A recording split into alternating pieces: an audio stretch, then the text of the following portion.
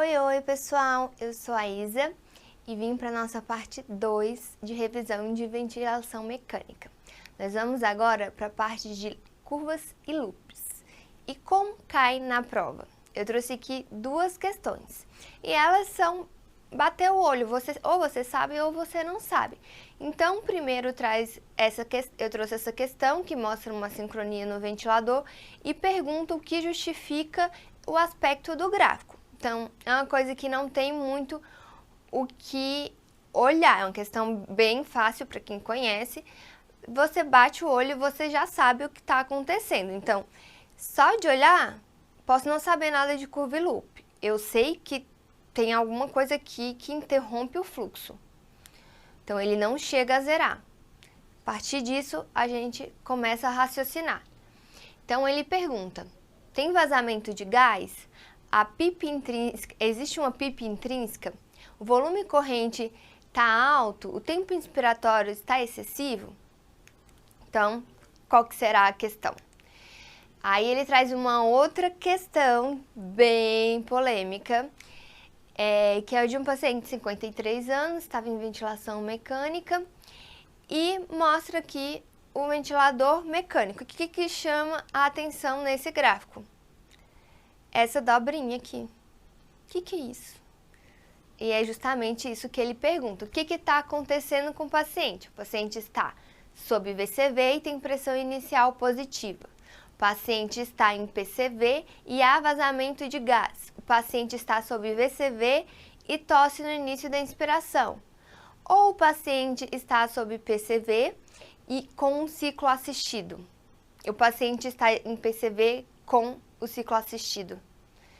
Então, qual dessas questões vocês marcariam? Então, primeiro, a gente precisa entender o que é e para que servem as curvas e os loops. Eles são uma forma de monitorização da ventilação mecânica e reflete a complacência e a resistência pulmonar.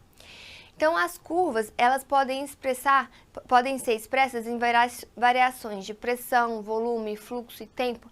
E já os loops é a junção de duas dessas variáveis ao longo do tempo. E ele sempre vai conversar com você o que está acontecendo ali no paciente. Então, nós temos essa primeira curva, que é de pressão e tempo no paciente em VCV. Então, o que ele mostra aqui e que a gente precisa frisar? Então, eu tenho primeiro um pico, que é a pressão de pico, que é ali na letra C. Depois, eu faço uma pausa inspiratória, que gera uma pressão de platô. Depois, há um decaimento. Nesse decaimento, a letra F ali é a PIP. Então, só a partir desse gráfico, eu posso dizer como que está a complacência e a resistência do meu paciente. Por quê? O que é complacência? É o volume corrente, que aí o ventilador vai estar citado no ventilador, dividido pela pressão de platô menos a PIP. Então, toda vez que eu pensar em complacência, eu vou olhar o que aconteceu de E para F. E o que é resistência? Resistência é a pressão de pico, que é a letra C, menos a pressão de platô, que é a letra E, dividido pelo fluxo em litros por segundo. Não esqueçam de transformar na hora de calcular, se precisar calcular. Mas batendo o olho no gráfico, se tiver algum problema de resistência, eu vou olhar ali, entre o C e o E. É ali que vai estar a minha modificação, se ocorrer alguma alteração no sistema. Então, vamos lá. Eu trouxe essa primeira curva, o que tem alterado aqui? Uma pressão de pico muito alta e um hiato, uma diferença muito grande entre a pressão de platô e a pressão de pico. O que isso mostra? Igual eu falei, é a diferença de um e de outro resulta na resistência. Tem um aumento da resistência aqui mostrada através do gráfico. E a complacência? Não mudou nada. Tá vendo? E aí, o que pode acontecer, o que pode estar aumentando essa resistência? Você entubou o paciente obeso com tubo 7, tubo 6,5. Então, tubo fino aumenta a resistência. Gente, entubar, por favor, acima de tubo 7,5, 8. 7,5 se for mulher, entubar homem com tubo 7,5 é meio soprar no canudinho. Então, aumenta muito a resistência. E isso a gente também precisa pensar na hora de entubar o nosso paciente. Outra causa é rolha. Vai ter algo entupindo ali, impedindo o fluxo de ar. O tubo pode estar dobrado. Então, no Covid, a gente pronava muitos pacientes. E, às vezes, a posição da cabeça ocasionava uma dobra do tubo. E aumentava a resistência e o ventilador começava a apitar, dando uma pressão de pico muito alta. Outra coisa é o filtro encharcado, e aí é você só trocar a umidificação. Agora que vocês aprenderam e viram, revisaram, na verdade, né, nessa altura do campeonato, como que eu vejo a resistência, eu preciso ver como que ocorre a alteração da complacência, através das curvas, né? Então, a complacência, igual a gente viu, é a pressão de platô menos a PIP. Então, há um hiato muito grande entre um e outro. Já a resistência, ó, como tá pequenininha. Então, quando eu vejo que houve uma mudança, um hiato muito grande entre a pressão de platô e a PIP, tem alguma alteração ali da complacência. Eu não preciso nem colocar os números no papel e fazer o cálculo para saber que tem uma alteração. Eu bato o olho no gráfico e já sei que tem uma redução da complacência. Então, pode ser por causa de pneumonia, pode ser síndrome de desconforto respiratório, pode ser edema agudo de pulmão, tem várias causas. Outro gráfico é o de fluxo versus tempo, e esse é um clássico do DPOC. O que vocês percebem que tem diferente nesse gráfico? Aqui, ó, vem o fluxo de ar, mas ele não zera. Não chega, tá vendo que para aqui? E ele deveria zerar, que é esse tracejado? Então, tem algo acontecendo que não deixa o meu ar ser completamente exalado. E isso denota bem característica da alto PIP, em que há uma retenção de ar no alvéolo. E aí, o que eu vou fazer? Vou aumentar o meu tempo expiratório, reduzindo o meu tempo inspiratório, reduzindo minha frequência respiratória, para que isso seja ajustado. Às vezes precisa também aumentar a PIP. Então, eu tenho ali uma alto PIP mostrado no gráfico, mas pode ser também ocasionado por obstrução, por aumentando o tempo da exalação necessária do paciente. E falando em loops, eu tenho um gráfico muito característico que é a curva de esterese pulmonar. E o que é esterese pulmonar? É a capacidade de acomodação de um determinado volume a uma determinada pressão. Então, esse gráfico, eu até fiz uma questão dela comentando na prova, que a curva de esterese, ela é uma curva de pressão versus volume, que ele vai mostrar pontos cruciais que vai te dizer o que aconteceu ali no sistema. Então, igual eu falei na questão que eu gravei anteriormente, né, que tá lá no Instagram. Aqui, eu começo no início da curva de esterese, eu tenho a alça inspiratória e depois a alça expiratória, que desce.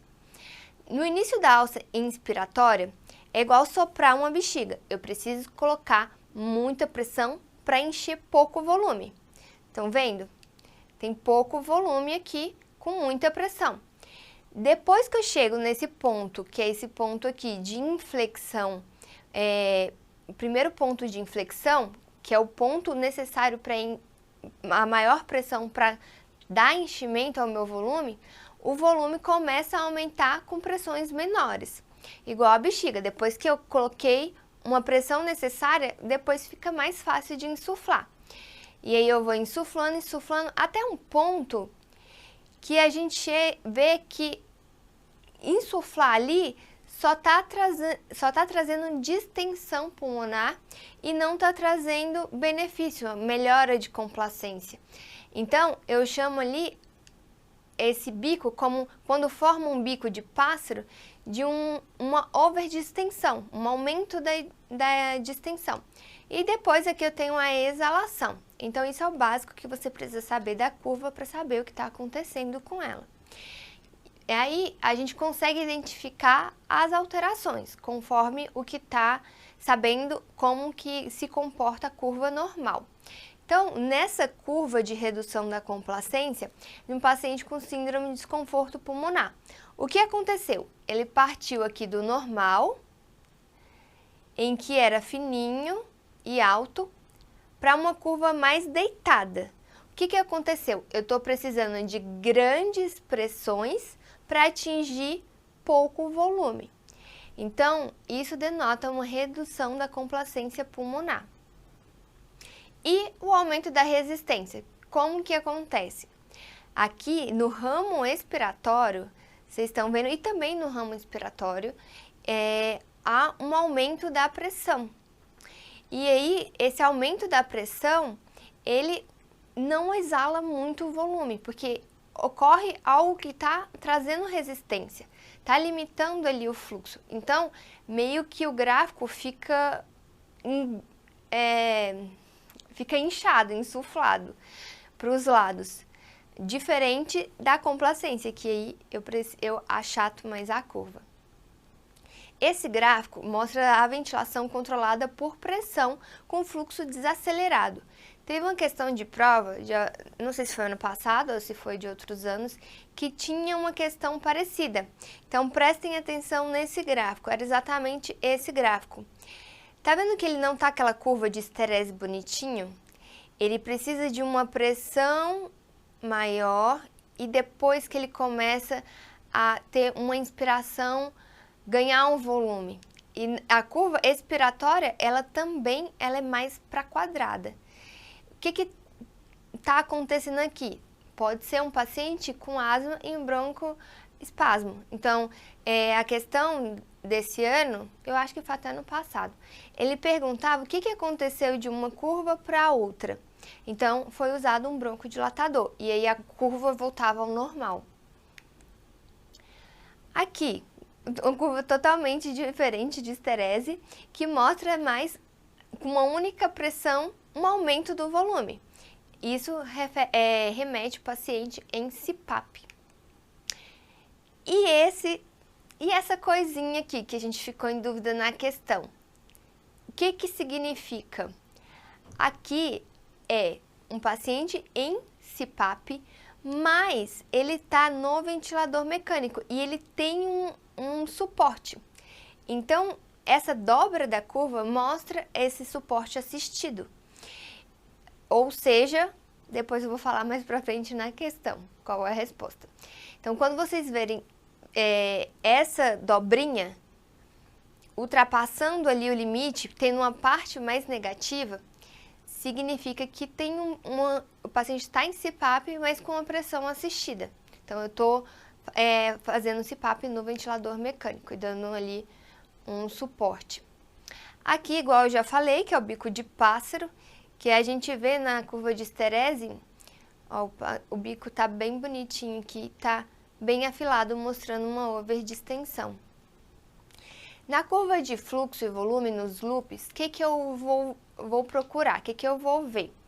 Então, eu vou ver quando o fluxo não zera, que é característico de alto PIP, ou quando o fluxo, a curva de fluxo ela é interrompida, que significa vazamento ou escape de ar.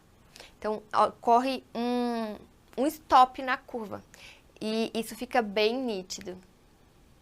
Então, como que caiu? Vocês lembram que eu acabei de falar?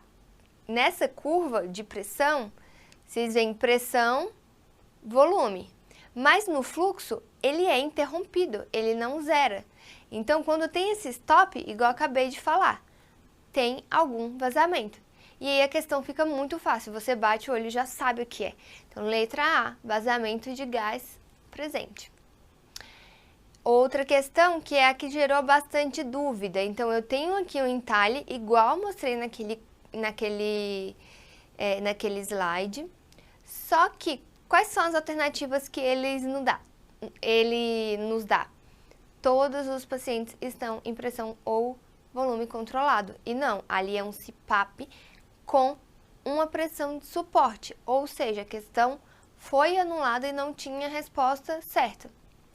Então, vocês precisam saber o normal para poder identificar o alterado e também identificar quando não há questão certa. Por isso que eu trouxe essa questão, porque ela foi polêmica na época.